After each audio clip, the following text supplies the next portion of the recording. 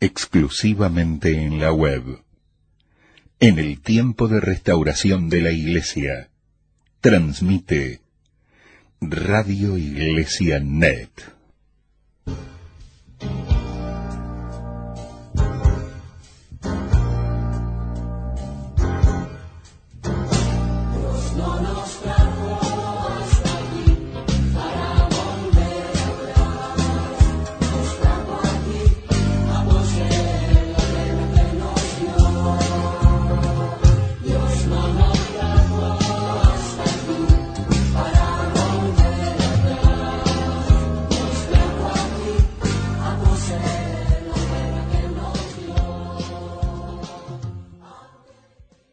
La Biblia es muy amplia y cuando la limitamos a un solo aspecto, es como si tratáramos de introducir a Dios dentro de una pequeña caja llamada religión, que como todos sabemos, es la expresión externa de nuestra relación con Dios, pero no la interna, que es la que a Él le interesa, y que pasa necesariamente por otros andariveles.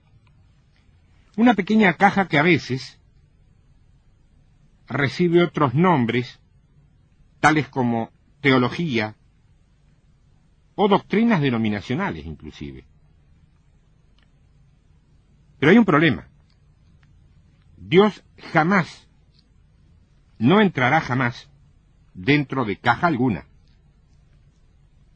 porque Dios es soberano y todavía está al frente de todo esto, aunque muchos son los hombres que dicen servirlo, que han llegado a creer que lo han reemplazado. La palabra soberano es la palabra despotes, que termina siendo, luego de varias implicancias, nuestra más conocida palabra déspota, que en su esencia ha cambiado bastante en su significación real. Porque la palabra propiamente dicha en sí misma, déspotes, significa dueño, maestro, uno que tiene dominio absoluto, autoridad suprema o poder ilimitado que emana del derecho de propiedad. Esto se utiliza mucho en geopolítica. Asimismo, déspotes incluye sumisión total de nuestra parte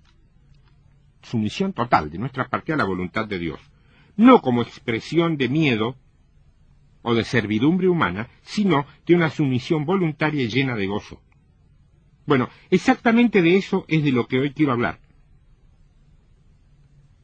De la auténtica soberanía de Dios en la creación y en la historia, y también en la insignificancia de la necedad del hombre que intenta discutírsela. Vos me preguntarás qué tiene que ver eso con tu vida. Yo creo que tiene que ver mucho. Lo que ocurre es que nosotros le damos prioridad a lo que decimos son nuestras necesidades en hechos demasiado puntuales. ¿Por qué tengo miedo? ¿Por qué tengo depresión? Pero eso tiene motivaciones y puntos de partida desde otras causas. Hay que tomar las cosas del principio. El título de hoy es El Dios de las Naciones. El Dios de las Naciones. Lo que vamos a leer está en el Salmo 33. Salmo 33, comenzando desde el verso 1, vamos a ir, como nos gusta, despacito, viendo paso por paso.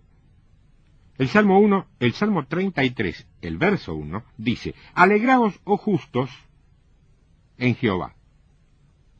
En los íntegros es hermosa la alabanza. Vos sabés que a mí particularmente este verso me impactó al descubrir en él una condición sumamente ignorada, mayoritariamente, en el plano de la alabanza.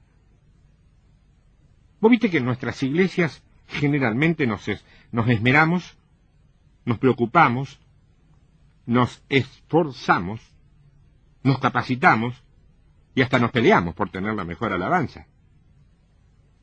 Pero nos olvidamos precisamente del detalle que acá salta a la vista. Dice que resulta hermosa la alabanza, pero en los íntegros. En los íntegros. Como mera confirmación, bastará repasar brevemente algo del salmo anterior, al que estamos viendo, o sea, el 32, cuando en el verso 11, el salmo 32, dice, cantad con júbilo vosotros, los rectos de corazón. Esto quiere decir que no basta cantar con alegría, cantar con exquisitez profesional, y ni siquiera cantar con ganas. Es bueno todo eso, pero no basta. Es innegable que la integridad y la rectitud son dos asignaturas indispensables para ejercerla, mucho más allá y por encima de las riquezas profesionales de la gran mayoría de las rimbombantes bandas que las congregaciones hayan conformado para manifestarla. Alegraos, oh justos, en Jehová, en los íntegros es hermosa la alabanza. Y dice el verso 2, aclamad a Jehová con arpa, cantadle con salterio y decacordio. Sé que es notable cómo el espíritu de la religiosidad ha conseguido confundir a tantos y tantos creyentes, nobles y sinceros, tanto para un lado como para el otro. Están los que entienden que la alabanza es el santo respeto casi sacro a lentos y melodiosos himnos, rechazando cualquier expresión musical que sea de otro tenor. Y por otro lado, están los que entienden que la alabanza es una suerte de piedra libre, por poco, para realizar concursos de rock and roll en los templos. En los dos casos, te guste o no, es espíritu de religiosidad. Ni tanto, ni tampoco. Una sola cosa, aclamar a Dios con la alegría, aclamar a Dios con alegría en la alabanza, está mucho más cerca de la ovación y el griterío, por blasfemo y hereje que pueda parecerle a muchos. Está más cerca de la ovación y el griterío que del bostezo y el aburrimiento de un tema de esos que no tienen ni sal ni pimienta. No te olvides que cuando la Biblia habla de himnos, habla de unas expresiones musicales, de la música hebrea, que no tienen nada que ver con los gregorianos que nosotros adoptamos después desde otro sector del cristianismo. En cuanto a los instrumentos que aquí se mencionan, yo no encontré demasiado sobre el decacordio, por ejemplo, pero sí sobre el arpa. Vos sabés que el arpa fue el primer instrumento musical mencionado en la Biblia. Por allí, por Génesis capítulo 4, por ahí anda. Y el único instrumento de cuerdas nombrado dentro del Pentateuco, que vos sabés son la suma de los 5 libros escritos por Moisés. Génesis, Éxodo, Levítico, Números y Deuteronomio. Y te puedo agregar que según el historiador Josefo, el arpa era de madera y tenía 10 cuerdas. Obviamente ya te estás dando cuenta que era muy distinta al arpa que hoy conocemos y que es esencialmente, y en esta zona de América, expresión, no te digo exclusiva, pero sí prácticamente prioritaria de la música guaraní, o sea, de la música paraguaya. Tenían las arpas diferentes tamaños, ya que algunas eran muy pequeñas, y podían tocarse mientras se caminaba. Y no está muy claro, fíjate vos, si se utilizaban directamente los dedos para la ejecución, o si se usaban unas varillas de hierro, o quizás un elemento parecido. Habla de un plectro, una especie de lo que se conoce en guitarra como púa. En cuanto al salterio, responde a un instrumento que se sabe, era también de cuerdas, pero no se tienen demasiadas precisiones sobre su aspecto, ya que no se ha encontrado demasiado material arqueológico ni histórico que haya suministrado información más fiel respecto a él. Se piensa, pero esto no pasa de una hipótesis, que era una especie de arpa triangular de madera, o tipo laúd, un laúd semejante al néfer de los viejos egipcios, o al santir de los árabes y de los persas. Lo que sí es evidente más allá de estas conjeturas físicas, es que David,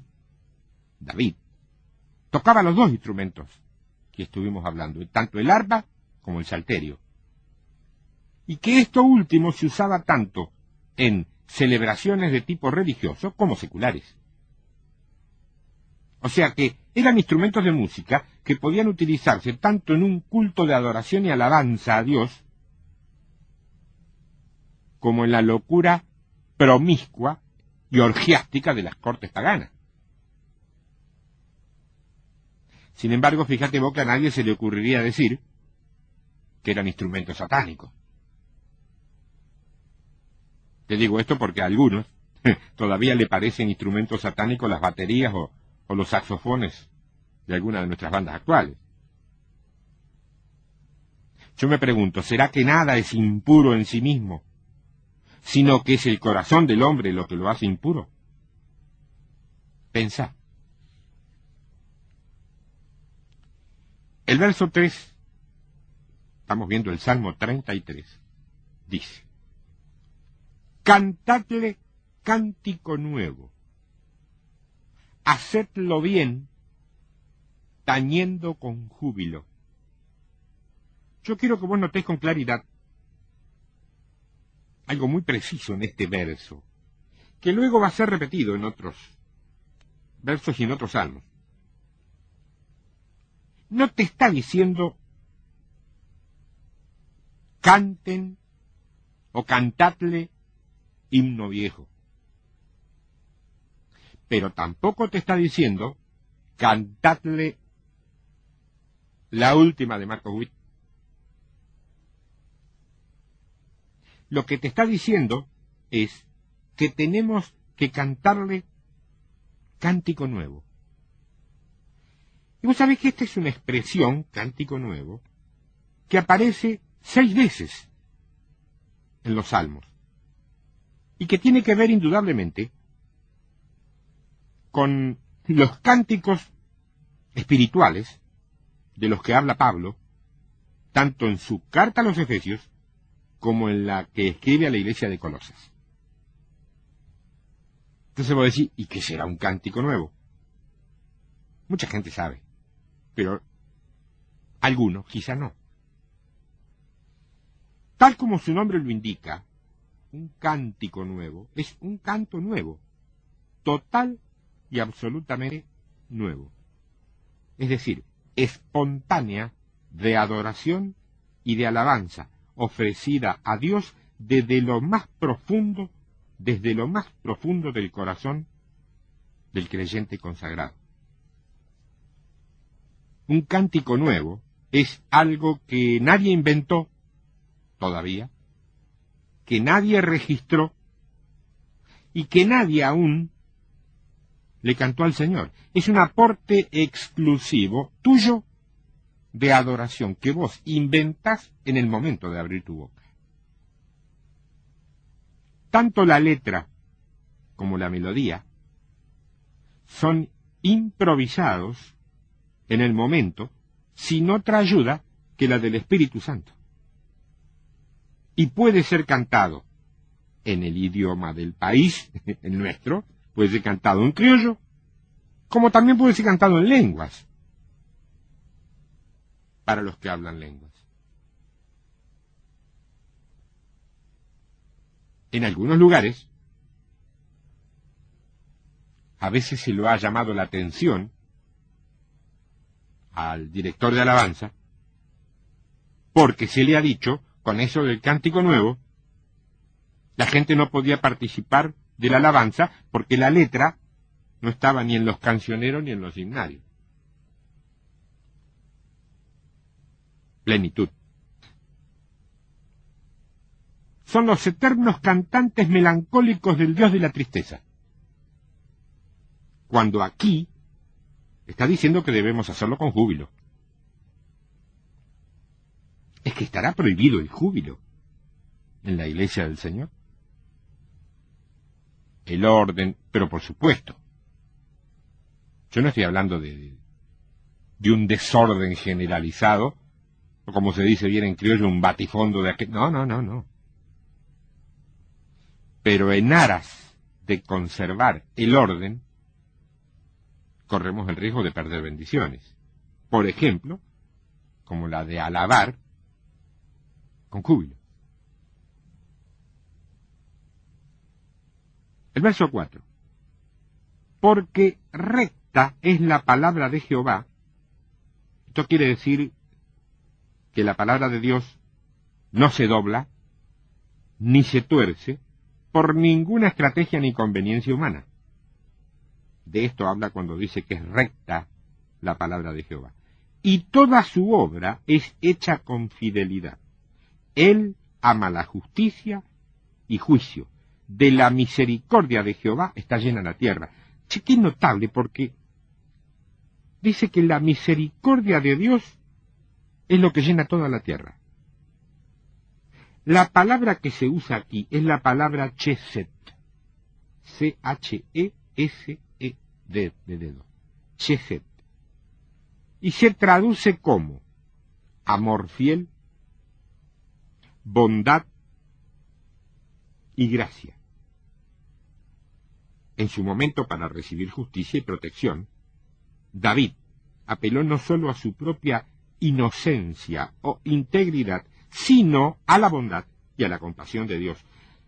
Se identifica con el perfecto y siempre presente amor de Dios. Este término se asemeja al de gracia utilizado en el Nuevo Testamento. Pero atención, mucho cuidado con esto. La misericordia de Dios es para ser utilizada y para ser aprovechada cuando realmente se la necesita. De ninguna manera resulta apropiado que un creyente viva de modo permanente bajo la misericordia de Dios. Muy por el contrario, los hijos de Dios somos llamados a vivir en el poder de Dios y dejar la misericordia para cuando la necesitamos. ¿Se entiende? Verso 6. Salmo 33. Por la palabra de Jehová fueron hechos los cielos. Dice que los cielos, esto es el universo, yo no sé a qué le llamas cielo, al margen del cielo espiritual. Como mira para arriba, ves el color celeste y decís cielo, pero eso no es un techo, es una suma de cosas. Lo que vemos es un prisma de colores en el cual tiene que ver el sol. Bueno, vos conocés un poco, si fuiste medianamente a la escuela, conocés como el tema ese. Pero cuando habla de los cielos, habla del universo. Y dice que fueron hechos, el universo, simplemente por la palabra. Porque dice, por la palabra de Jehová fueron hechos los cielos. Ahora, ¿qué tendrá que ver esto con la teoría del Big Bang? ¿Sabes cuál es la teoría del Big Bang? Si hubo hace millones de años una explosión, y producto de la explosión, el desparramo, ubicó cada trozo que se escapó en un determinado campo magnético y así se formaron cada uno de los planetas, del sistema solar y demás. Decía un amigo mío que creer posible la teoría del Big Bang, que una explosión haya formado de casualidad todo esto que tenemos, es lo mismo que creer que si hay una explosión adentro de una imprenta, las letras desparramadas caigan y formen un diccionario. Y se tienen las mismas probabilidades. Ahora, ¿qué tendrá que ver esto de que por la palabra de Jehová fueron hechos los cielos con la tesis de la evolución? O del evolucionismo. La teoría de Darwin. Que descendemos del mono. Algunos por ahí son parecidos, pero eso no quiere decir que se descienda. Ahora yo me digo una cosa, ¿no? Si realmente nosotros descendiéramos del mono, ¿para qué Noé iba a armar el arca con tanto animal y con una canoita y una pareja de monos? Ya estaba. La teníamos arreglada. Ahora, ¿te das cuenta el valor que tiene la palabra de Dios, vos que a veces gustás reemplazarla con discursos de tu sabiduría humana? Porque decís que es más apropiado para estos tiempos y que a la gente le cae mejor. Y que no le resulta... que le resulta más creíble. Ojo que una cosa es el poder de la palabra, que es lo que hemos estado escudriñando. Eso ya ha quedado a la vista. Y otra cosa muy diferente, pero que tiene que ver con lo mismo, es la palabra de poder. Parece un juego de palabras, pero no lo es. Una cosa es el poder de la palabra, y otra cosa es la palabra de poder. Lo primero ya viene, ya está. Dios lo hizo. Lo segundo es tú, mi y nuestra responsabilidad. Vos sabés que Dios es espíritu. Vos sabés que todo espíritu necesita un cuerpo para manifestarse. Bueno, nosotros somos su cuerpo. ¿Sí o sí? Esto significa que si la palabra de Dios tiene poder, que lo tiene, lo único que falta es que alguno de su cuerpo dé esa palabra de poder. ¿No te acordás cuando resucitó Lázaro? ¿Cuándo Dios obró? Por supuesto. Cuando Dios obró. Pero ¿cuándo Dios obró? ¿Qué necesitó para obrar? Necesitó la palabra de poder de Jesús cuando simplemente dijo, Lázaro, ven fuera. Y todo el ejército de ellos, sigue el verso 6, por el aliento de su boca. Por la palabra de Jehová fueron hechos los cielos, y todo el ejército de ellos por el aliento de su boca. Te aclaro, por si lo ignoras. Ninguna teoría científica ha podido, ni puede aún contradecir esto. Verso 7. Él junta como montón las aguas del mar, Él pone en depósitos los abismos. Tema a Jehová toda la tierra, teman delante de Él todos los habitantes del mundo, porque Él dijo y fue hecho, y aquí está de manera muy clara la presencia de la autoridad y del poder de la palabra. Dice, porque Él dijo y fue hecho, Él mandó y existió. Se ve el poder y la autoridad del rey. Él dijo y fue hecho, Él mandó y existió. Jehová, dice el verso 10, hace nulo el consejo de las naciones y frustra las maquinaciones de los pueblos.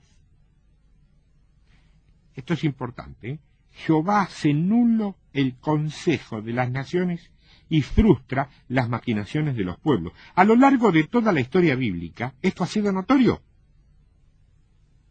Está llena de relatos, la Escritura, sobre pueblos o naciones que tejieron intrigas en contra de Dios o de alguno de sus hijos, servidores. Jamás prosperaron. Siempre terminaron sucumbiendo al poder supremo. En el libro de Isaías, capítulo 8, verso 10, lo dice. Dice, tomad consejo a las naciones y será anulado. Tomad consejo y será anulado. Proferid palabra y no será firme, porque Dios está con nosotros. La palabra hebrea en este pasaje, Dios está con nosotros, es Emmanuel. A pesar del juicio que ha emitido, Dios advierte a las naciones, aun a aquellas que como Asiria fueron utilizadas como instrumentos de ese juicio divino, que los hebreos son su pueblo y que su futuro está en sus manos. ¿Cómo está la iglesia? ¿Cómo está la patria? No nos pueden tirar esa responsabilidad. Ya nos la tiraron. El problema es que no la terminamos de aceptar. Pero ¿qué culpa tengo yo? No se habla de culpa, se habla de responsabilidad. ¿Cómo arreglo yo lo que hacen allá? A rodilla, en las regiones celestes, tu batalla. Lo que salga como poder de tu cuarto, eso va a tocar la casa rosada, gris, blanca y todas las que vos quieras. En el mismo libro de Isaías, capítulo 19, verso 3 dice, y el espíritu de Egipto, que es como decir el espíritu del mundo, se desvanecerá en medio de él, y destruiré su consejo, y preguntarán a sus imágenes, a sus hechiceros, a sus evocadores, y a sus adivinos. Esto parece antiguo, ¿no? ¿Vos estás realmente seguro o segura que en este momento, o hace años atrás, o hace muchos años, o hace pocos, durante la presidencia de cualquiera, vos estás seguro, que no ha habido trabajando hechiceros, evocadores, adivinos, tarotistas? ¿Estás seguro? Hombres de Dios, seguro que no, ¿eh? De esto no sé. Entonces que no te extrañen las cosas que están ocurriendo. Pero los hijos de Dios tienen la forma para salir. Tienen que decidirse. Pausa de 2 minutos y vuelvo con el Dios de las naciones. Usted está escuchando al maestro Néstor Martínez. Para comunicarse por email, tiempodevictoria@hotmail.com. Radio Iglesia Net brinda enseñanzas que guían, edifican, exhortan y desafían a ser verdaderos discípulos de Jesús.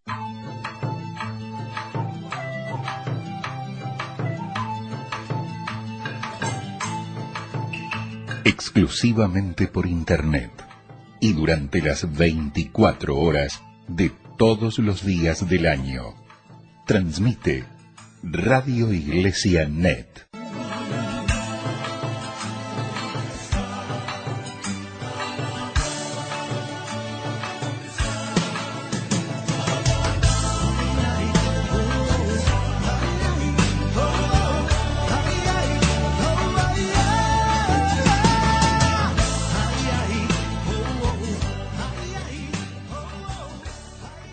Continuamos en Tiempo de Victoria.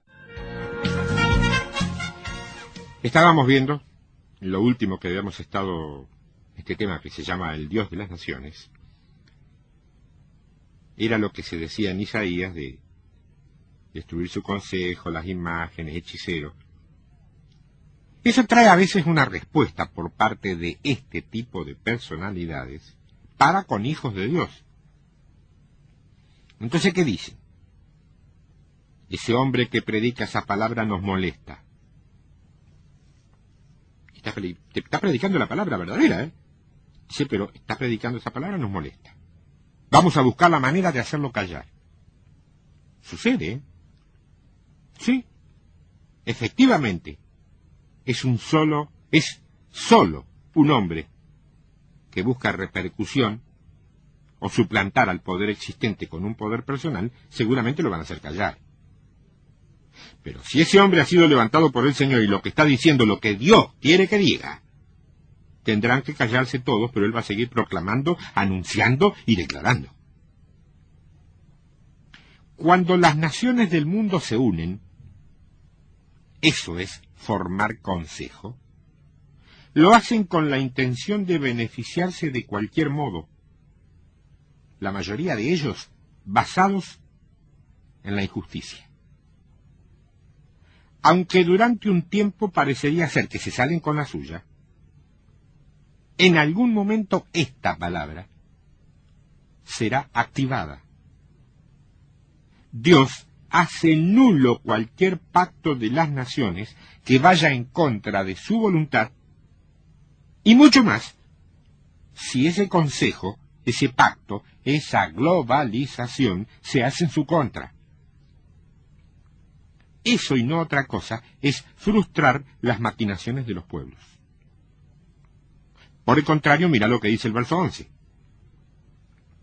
El consejo de Jehová permanecerá para siempre, los pensamientos de su corazón por todas las generaciones.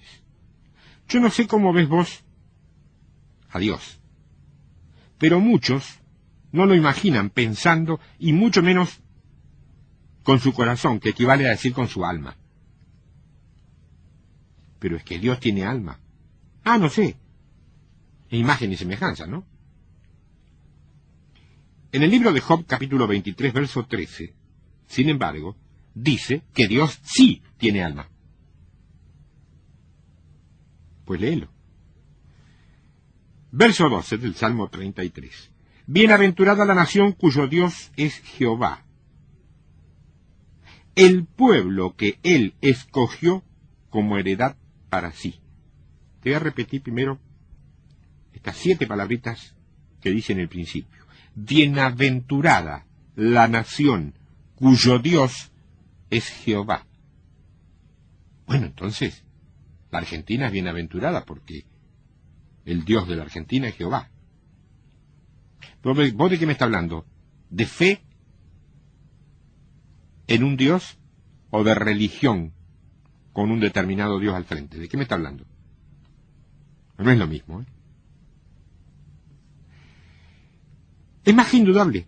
La gente que está segura de que el creador del universo, el soberano de todas las naciones, la escogió especialmente para formar parte de su propio pueblo, no puede ser llamada de otra forma que bienaventurada, que es como decir bendita o feliz. Pedro lo dice de una manera inequívoca, ¿eh? Pedro dice linaje escogido, real sacerdocio, nación santa, pueblo adquirido por Dios. Y después vamos a ver esto en el marco de la historia social, política y económica de esas naciones. Naciones en donde Dios, al menos, es considerado, tienen una estabilidad mucho mayor que otras en las que Dios es despreciado o reemplazado por ídolos falsos. ¿O alguien puede dudar que nuestras crisis no tengan absolutamente nada que ver con nuestras idolatrías y con nuestro alejamiento de Dios por parte mayoritaria de una sociedad secular, independiente, y de la desobediencia y el derroche de la unción recibida por parte de su iglesia? Hubo una palabra profética de no hace tanto tiempo, donde Dios dijo, a través de siervos, han jugado con mi unción. Han jugado con mi unción. ¿Vos crees que no? Verso 13. Desde los cielos miró Jehová, vio a todos los hijos de los hombres. Desde el lugar de su morada miró sobre todos los moradores de la tierra. Vos sabés que tenemos la tendencia de suponer que Dios va a ver las cosas igual que las vemos nosotros. Y nos olvidamos que sus caminos son más altos que nuestros caminos. Y como consecuencia, su visión es mucho más amplia y mucho más abarcativa que la nuestra. Un ejemplo. Nosotros vemos como iglesia, cuando hablamos de iglesia, vemos generalmente a la que concurrimos cada domingo. Ahí primero. después las que conforman nuestra denominación, y después, si queda un pequeño lugarcito, alguna de las otras con las cuales doctrinariamente nos llevamos más o menos bien. Eso es un error. La iglesia que Dios ve desde su morada es una. ¿Cuál? La que hace su voluntad y no inventa nada por su cuenta. Esa es la iglesia que Dios ve. Pero no hablo de la salvación. Hablo de lo que Dios considera su iglesia. Él formó el corazón, verso 15, de todos ellos. Atento está a todas sus obras. Ojo, Dios ve todas tus obras. Todas. No solamente las que haces para la congregación donde vos asistís. Todas tus obras ve. El rey, verso 16, no se salva por la multitud del ejército, ni escapa el valiente por la mucha fuerza. Vaso para salvarse es el caballo, la grandeza de su fuerza a nadie podrá librar. O sea, acá se refiere a un caballo de guerra, en el que de alguna manera se apoyaban los ejércitos de los pueblos paganos para alcanzar la victoria. De eso está hablando. El verso 18 dice: He aquí el ojo de Jehová sobre los que le temen, sobre los que esperan en misericordia, para librar sus almas de la muerte y para darles vida en tiempo de hambre. Nuestra alma espera a Jehová, nuestra ayuda y nuestro escudo es Él. ¿No resultaría más lógico, tratándose como se trata del ámbito espiritual, que acá hubiera dicho que nuestro espíritu espera a Jehová? Sin embargo, no. Dice nuestra alma. Bueno, eso demuestra que el alma, en sí misma, no es ni mala ni pecaminosa, ya que fue creada por Dios conjuntamente con el resto de nuestro ser. El alma sí resulta negativa cuando no se sujeta al espíritu que mora en nosotros. Cuando hace la suya, o sea, cuando hace su propia voluntad humana, intelectual, emotiva, sentimental, allí es cuando complica la cosa.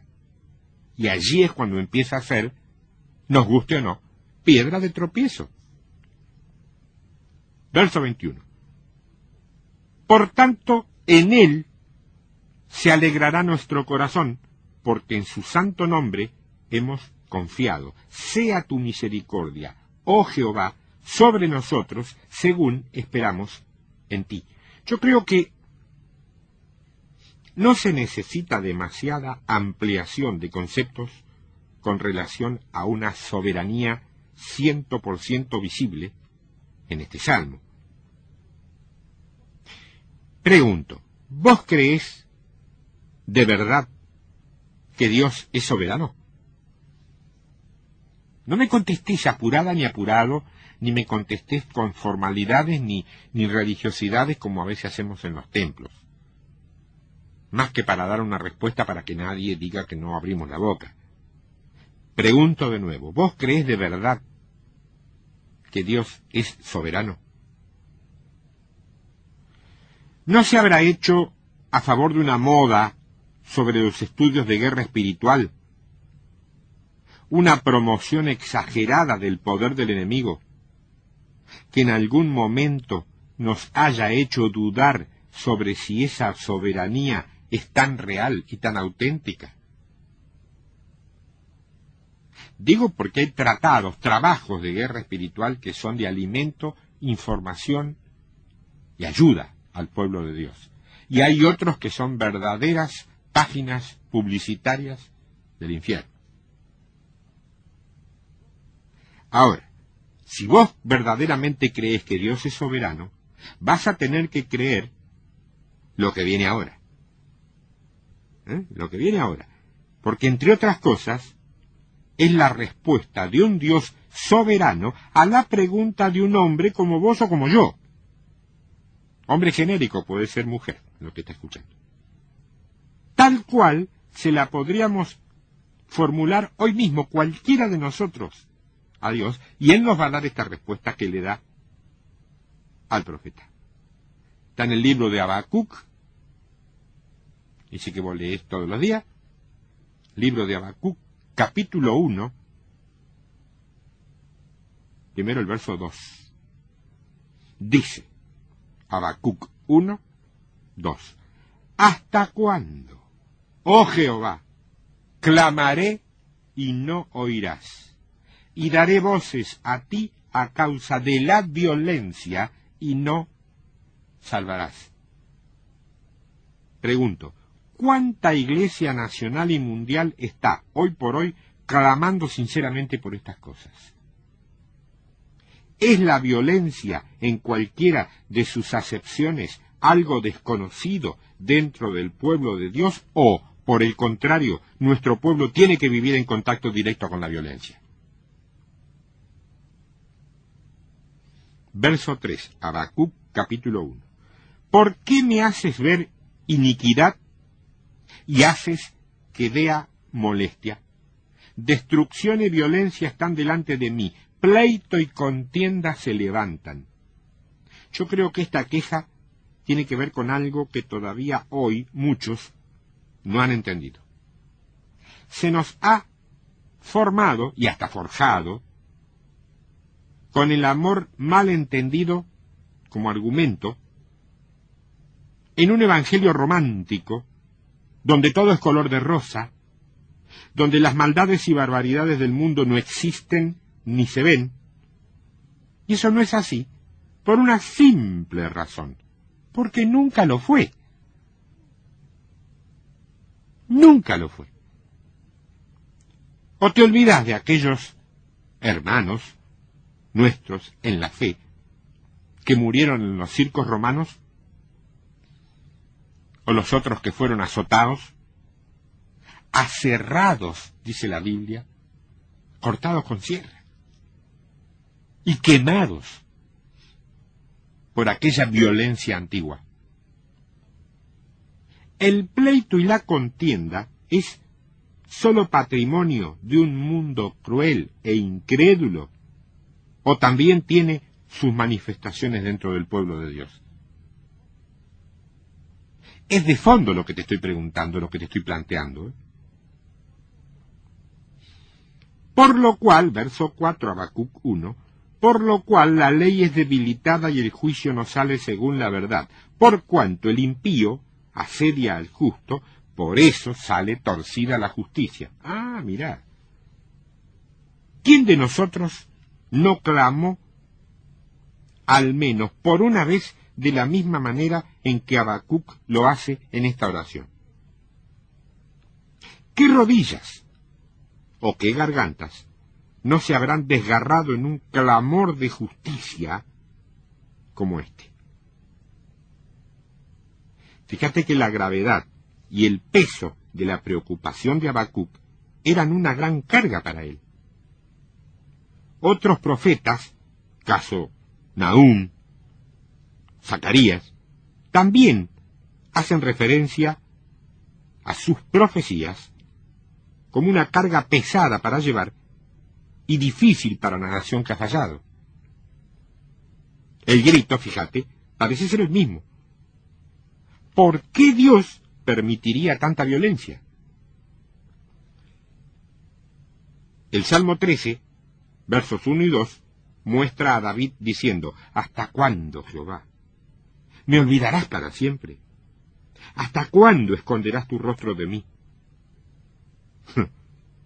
Al igual que David, Habacuc formula una serie de preguntas para que Dios se las responda, aclarándole que está dispuesto a hacer algo con aquellos que, en su nación, están maltratando al débil y al indefenso.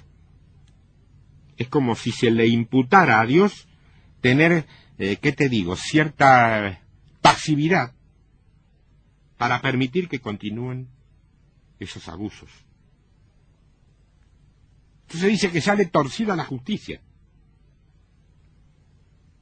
Claro, cuando los impíos, que vuelvo a repetirte, no son necesariamente los malos, impíos son no píos, faltos de piedad, faltos de espiritualidad. O sea, cuando los no espirituales, los que no viven conforme al espíritu, controlan el sistema judicial, anulan las decisiones justas y así tuercen, que es como decir, pervierten la justicia.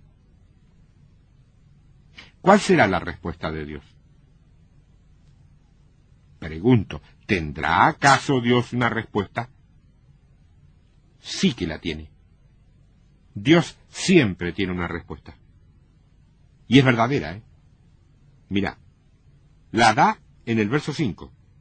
Dice, mirad entre las naciones y ved, y asombraos, porque haré una obra en vuestros días, que aun cuando se os contare, no la creeréis. Mucha atención con esto, ¿eh? Porque literalmente el Señor responde a las preguntas del profeta, anunciando que invasores extranjeros arrebatarán el poder a los impíos entre los israelitas. Pero en el plano espiritual no se termina de entender del todo. Sin embargo, habrá que profundizar más, que escudriñar más, habrá que ir a las honduras de la palabra para comprobar que todavía funciona el principio aquel de lo ancho, lo largo y lo profundo. Cuando tomamos la figura de Cristo y hacemos a veces festivales alrededor de su figura, es como si Él estuviera diciendo, ojo que mi vida nunca fue una farsa, por lo tanto, no hagan de mi muerte una comedia. Verso 6. ¿Por qué aquí yo levanto a los caldeos? Yo levanto a los caldeos, nación cruel y presurosa que camina por la anchura de la tierra para poseer las moradas ajenas. ¿Vos querés saber por qué mi exclamación al oír sobre los caldeos? Simple. Porque los caldeos eran nada menos que los soldados de Babilonia. Y en el ámbito espiritual, vos lo sabés, Babilonia es la iglesia falsa, la iglesia paralela, la que es parecida a la verdadera, cuyos fundamentos se asientan en lo político, en lo económico, en lo religioso, en ese orden y en esa concepción. ¿Qué quiere decir Dios entonces?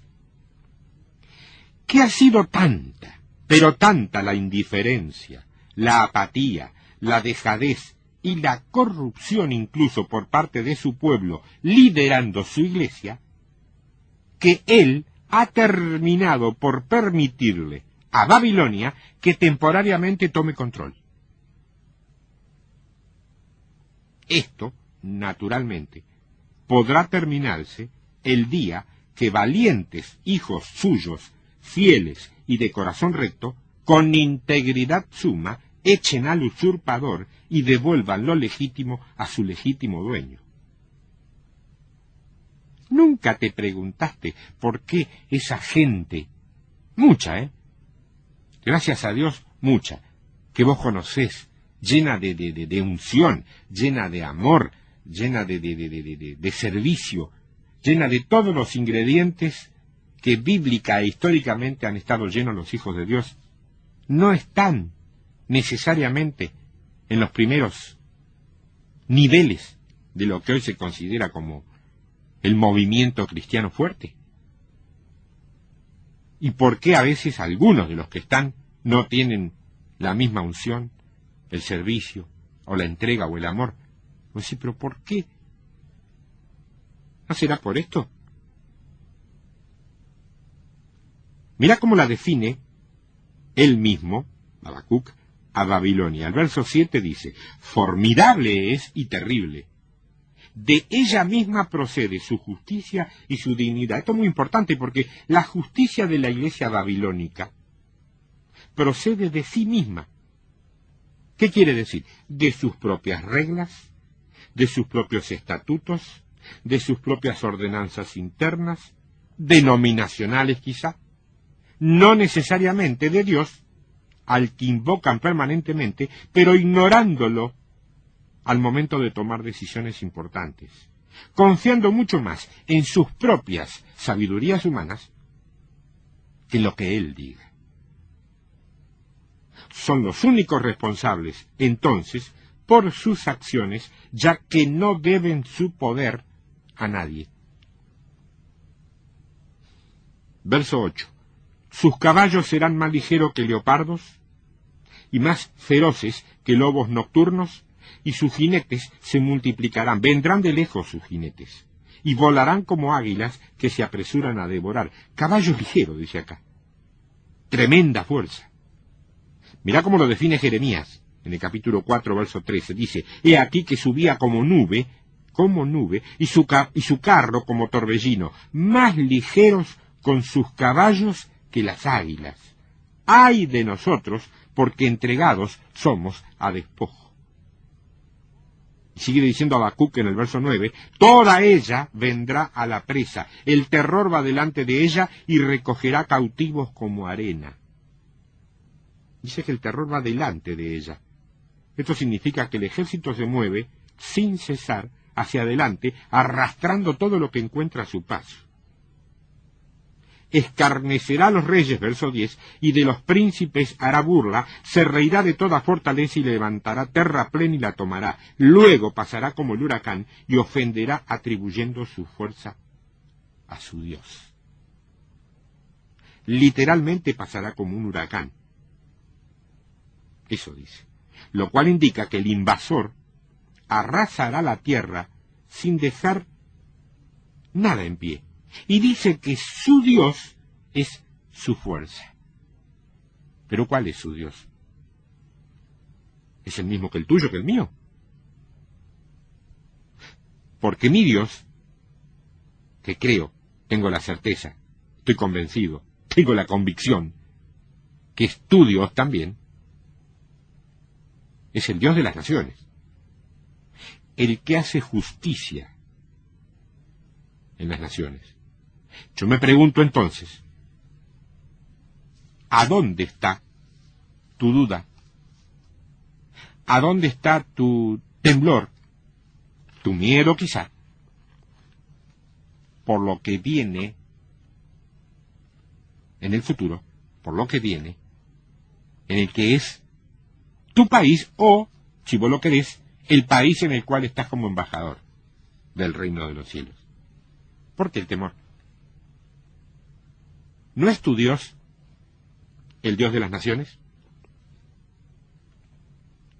¿No es tu Dios el Dios de las naciones?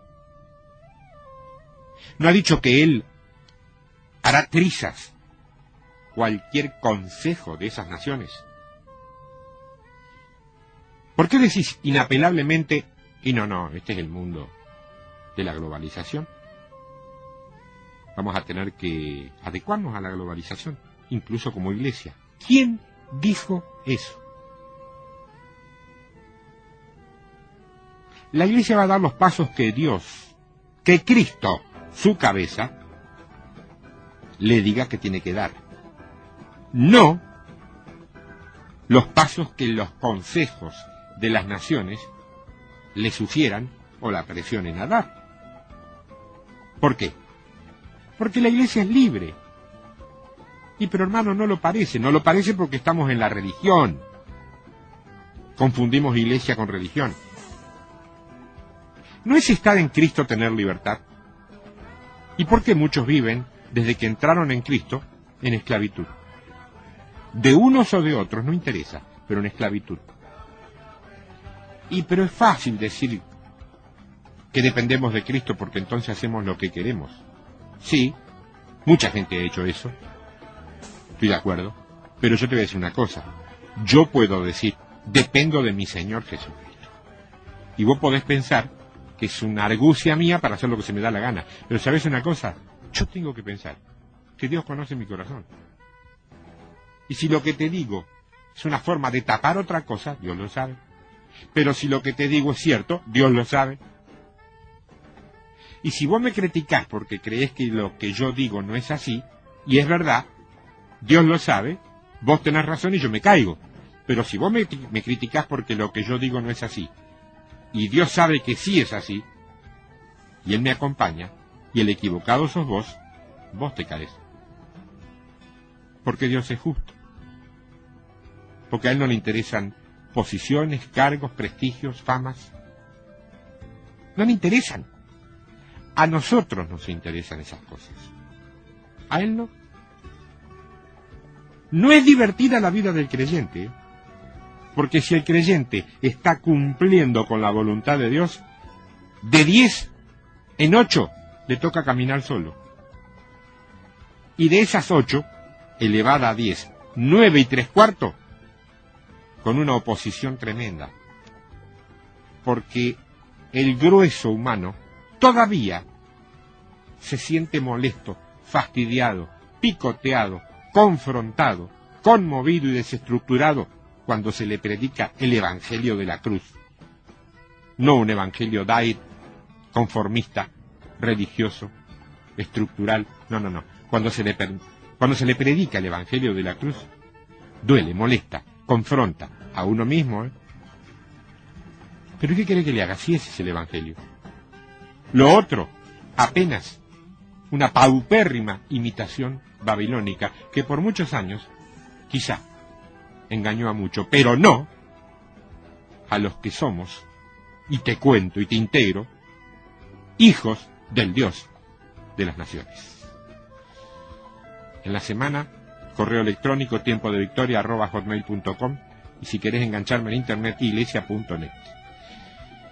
Tiempo de victoria, sí, tiempo de victoria, pero tiempo de salir a buscar la victoria ya conseguida en la cruz. Te bendigo en el nombre del Señor. Y acordate, plantá las rodillas y orá al Dios de las naciones. Ese es nuestro Dios.